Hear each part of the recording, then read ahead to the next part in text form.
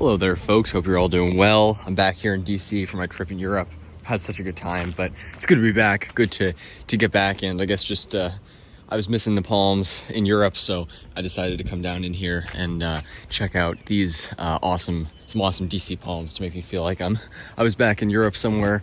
Yeah, I mean it is crazy because, you know, obviously in Europe, in Portugal specifically, there's palms everywhere. And you know, it was sad to be back here. And you know, you don't see palms everywhere here, but it is amazing when I come to see a palm like this. I mean, this is just as impressive as any, I would say more impressive than any palm I saw in Paris. I saw lots of huge windmill palms there. I know there's palmettos and other things. I didn't get to see any, but it's probably a similar climate to London. I wonder how washies would do there. But this is bigger than any one I saw. I mean, this is truly one of the biggest windmill palms I have ever seen. And I've been to, you know, many places where they do well and grow taller, grow tall. I mean, they don't get much taller than this, but this is just insanely impressive. I mean, the size of this palm, it still blows me. One of the Smithsonian still blows me away, but I gotta say, less so now that I've seen this. I mean, I still love that palm so much, but this definitely takes the cake for the tallest windmill I've ever seen. Certainly one of, if not the tallest windmills in the DC area. And it's amazing when someone let me know in the comments about this palm. I looked on Google and I'm like, wow, that's a big palm. And then I looked at the picture, I'm like, wow, that's crazy. And then coming here, I gotta tell you, it is so much bigger than the image gives it credit for. It could be an old image, I don't know, but you couldn't even see it down the street because it's covered by all these shrubs, this crepe myrtle and whatnot, but it's just buried behind there. Soon enough, it's gonna be over that roof. But it's got great protection right now. Look up against the south-facing wall, right here in the urban heat island, not far from the National Mall, not that far. So one of the best microclimates in DC area, certainly. And just an amazing palm. Insane, the size of this thing. Absolutely unbelievable. You know, when I first made that video, I said it was 30 feet. It's probably nearing 30 feet. But every time I did that video and then I'm like, is it really nearing 30 feet? And every time I come back here, I'm like, yep, it is. Because it's hard to believe 30 feet is massive. But I mean, this thing is really, I would say it's probably in the upper 20s, you know, nearing 30 feet. I mean, quite literally, it's taller than the second story of that building. And these stories, I mean, you can see the first story already starts a number of feet up. So, I mean, yeah, I mean, just you can use the building to judge, but absolutely massive. The camera, as always, of course, does not do it justice.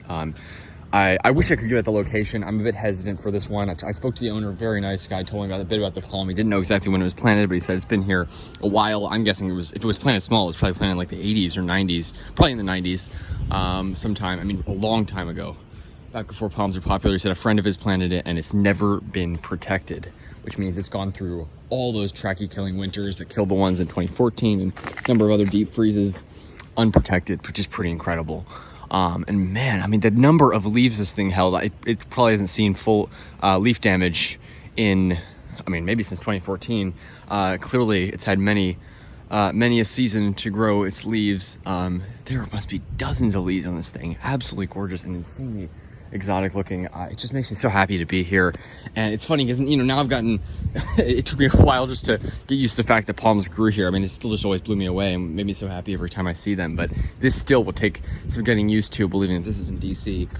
But yeah, I mean, this, as I always say, if it's I think palms have earned their place. You know, some people are like against they say, oh, you're not really growing them if you're protecting your palms. It's not really able to grow there. I think that's completely ridiculous. I believe in protecting palms, and I think that if a palm grows, then it grows there. If it grows with protection, it still grows there. But this palm, I think, has certainly earned its place here, unprotected. I mean, it's just unbelievable. People say, you know, oh, palm trees don't fit in colder climates. This palm clearly fits in because it has earned its place here. Not to mention the fact that, of course, it's not even a subtropical or tropical species. It's from the temperate zone up at like over 8,000 feet in the Himalayas, the foothills of the Himalayas. So it is not at all a tropical palm. But it definitely has that tropical look and just insane, the size of this thing. It's amazing. I'm so happy this is here. And you know, I guess I'm always optimistic about palm survivals here. I mean, I always have a bit of pessimism, just in that you got to be realistic with the freezes and stuff. But I'm hopeful that this palm will be here for many more years to come. And as I said, someone let me know about this in the comments. Just crazy. I mean, someone mentioned several sites that they wanted me to know about in the DC area, and the other ones I'd seen. This one, I mean, just insane. I thank you so much to that person. I forget who it was now, who mentioned that in the comments, because I'm just so glad I wouldn't know about it otherwise, and no one else did know about it, which is crazy because this should be a very famous palm. But of course, I'm a bit hesitant to go out the location since it's a private residence. So for now, I'm not gonna give out the location. I definitely don't want to you know, I don't want to go against what the owners of the house want. You know, I want to keep their place private. But it is quite a special spot, and yeah, it just blows me away how tall this thing is. Unbelievable. Look at the size of this palm. So yeah, this is a Trachycarpus fortunei windmill palm growing here in Washington, D.C. Absolutely unreal how big this thing is. So yeah. And you know, of course, I always wish I was in a warmer climate. I feel like a lot of people in colder climates do, but I'm just glad that we can grow palms here, and that a couple species at least will make it here and protected. Makes it easy for us with windmill palms, because of course people get, you know, sour that, you know, oh, you need to protect them occasionally in bad freezes, but I think it's actually pretty easy. You know, you can always look at the weather ahead of time, and I'd say prepare for those bad freezes. But these people didn't protect theirs, and it just, I mean, it did clearly very well. Incredible. And just amazing that the trunk actually tapers, as skinny as it is there, tapers down. It's even skinnier at the base. The skinniest part is at the base. So thin, it almost just looks like it's almost hard to fathom how it holds all that mass up, but it sure does. And palms have insanely tough trunks. I mean, I would imagine up in the Himalayas, they get some serious wind up there probably. Yeah, just amazing, just blows me away.